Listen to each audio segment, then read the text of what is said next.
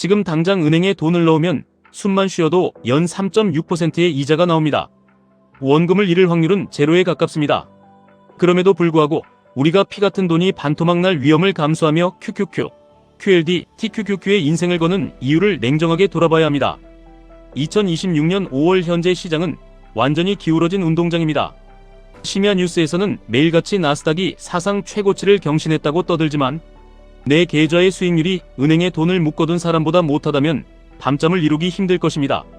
과거처럼 단순히 주식을 사서 수면제를 먹고 일어나면 부자가 되는 시대는 완전히 끝났습니다.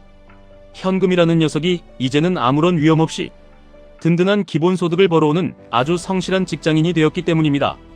우리가 장기 투자를 논하기 전에 지금 발 딛고 있는 경제의 기초 공사 상태를 뼈저리게 점검해야 합니다. 미국 연방준비제도는 기준 금리를 동결했고 단기 국채금리는 3.6%라는 놀라운 방어 수익을 창출하고 있습니다. 불과 몇 년 전 제로 금리 시대에는 현금을 들고 있는 것 자체가 완벽한 마이너스였습니다. 선택권 없이 무조건 위험 자산으로 돈을 던져야만 생존이 가능했습니다. 하지만 이제는 평가 기준이 완전히 달라졌습니다. 우리가 QQQ를 사고 QLD의 비중을 늘리며 TQQQ의 변동성을 견디는 이유는 단 하나입니다.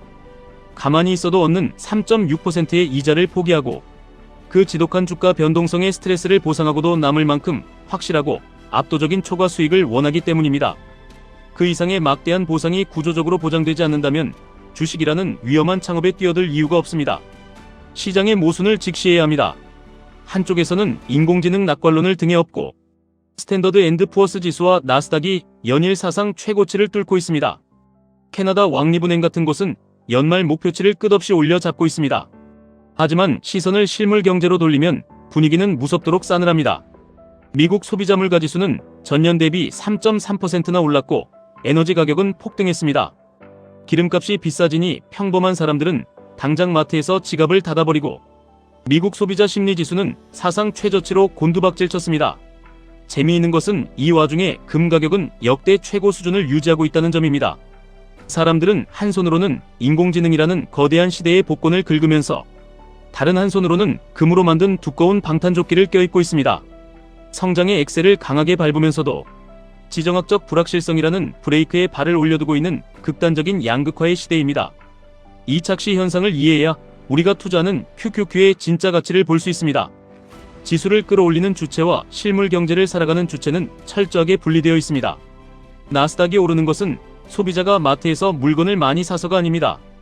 글로벌 빅테크 기업들이 인공지능 인프라를 구축하기 위해 천문학적인 자금을 쏟아붓고 있기 때문입니다. 일반 사람들이 기름값을 아낀다고 해서 마이크로소프트가 데이터 센터 짓는 것을 취소하지 않습니다. 이 구조적인 분리를 이해하지 못하면 겉으로 화려한 파티에 취해 얇은 얼음판 위에서 춤을 추게 됩니다.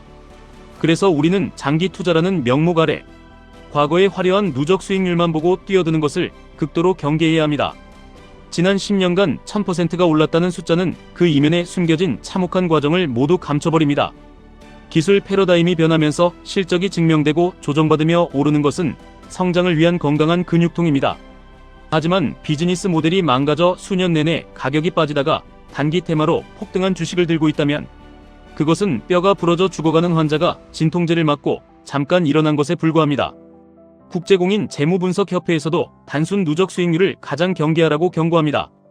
연평균 복리 수익률과 함께 그 수익이 만들어지는 과정의 고통, 즉 표준 편차와 최대 낙폭을 반드시 살펴야 합니다. 여기서 우리는 샤프 비율이라는 냉혹한 금융의 잣대를 마주하게 됩니다. 단순히 번 돈을 자랑하는 것이 아니라 내가 얻은 수익률에서 아무 위험 없이 벌 수 있었던 3.6%를 먼저 빼야 진짜 내 성과가 나옵니다. 어떤 자산에 투자해 1년간 6%의 수익을 냈다고 봅니다. 여기서 3.6%를 빼면 실제 초과 수익은 고작 2.4%밖에 남지 않습니다. 만약 그 자산이 1년 내내 롤러코스터를 타며 마이너스 15%까지 추락하는 공포를 안겨주었다면 그 엄청난 스트레스의 대가가 겨우 2.4%였다는 뜻입니다.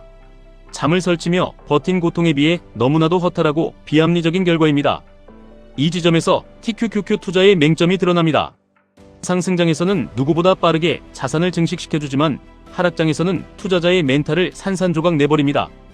내가 산 고점 대비 밑바닥까지 얼마나 추락했는지를 보여주는 최대 낙폭, 즉 마이너스 50%를 맞았을 때 일상생활을 유지할 수 있는 강철 심장은 세상에 거의 없습니다.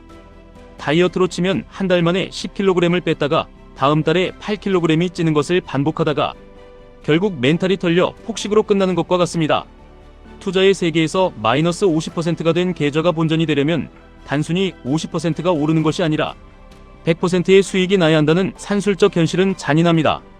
제로 금리 시절에는 은행 이자가 없으니 그저 무조건 버틴다는 정신 승리가 가능했지만 지금은 반토막이 나면 원금 손실에 더해 안전하게 벌 수 있었던 이자까지 날려버리는 완벽한 이중 손해를 입게 됩니다. 그렇기 때문에 우리는 QLD라는 강력하고 전략적인 대안에 주목해야 합니다. 1배수인 QQQ의 우직한 성장을 기반으로 하면서도 TQQQ가 주는 파멸적인 하락의 공포를 어느 정도 제어할 수 있는 가장 현실적인 생존 무기입니다. 시장의 우상향을 굳게 믿으면서도 나의 나약한 인간적 한계를 인정하는 투자자에게 QLD는 상승의 과실을 2배로 챙기면서 폭락장에서도 스스로를 지켜낼 수 있는 심리적 마지노선을 제공합니다. 과정의 고통을 줄이면서도 3.6%의 현금, 이자를 훌쩍 뛰어넘는 초과 수익을 달성하기 위한 최적의 밸런스입니다. 하지만 세상에 완벽한 타이밍은 없습니다. 내가 목돈을 밀어넣은 오늘이 역사상 최고점이면 어떡하느냐는 두려움이 앞설 것입니다.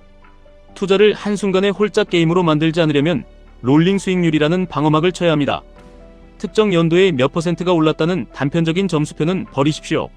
투자 기간을 3년 혹은 5년으로 미끄러지듯 이동시키며 과거의 어떤 최악의 타이밍에 들어갔더라도 결국 수익으로 전환되는 구조적 성장성을 확인하는 것입니다. 비가 오나 눈이 오나 바쁜 주말에 가나 언제 가도 배탈이 나지 않는 식당을 찾는 것과 같습니다. 인공지능과 혁신 기술을 선도하는 나스닥 100 기업들의 펀더멘탈은 장기적인 롤링 수익률 테스트에서 늘 압도적인 회복력과 우상향을 증명해왔습니다. 배당을 많이 준다고 함부로 고배당주에 몰빵해서도 안됩니다. 고금리 상황에서는 기업의 이자 비용이 눈덩이처럼 불어나 결국 기초 체력이 갉아먹히고 배당마저 삭감될 수 있습니다. 단순한 쇼핑을 하듯 주식을 담는 시대는 끝났습니다. 장기 투자는 피 말리는 생존 게임입니다. 숨만 쉬어도 나오는 이자를 넘어서는 확실한 초과 수익, 계좌가 반토막 나는 상황에서도 밤에 발 뻗고 잘 수 있는 자산의 선택, 그리고 최악의 꼭지에 샀더라도 5년 뒤에는 나의 인내를 보상해줄 미래 성장성까지 치열하게 검증해야 합니다.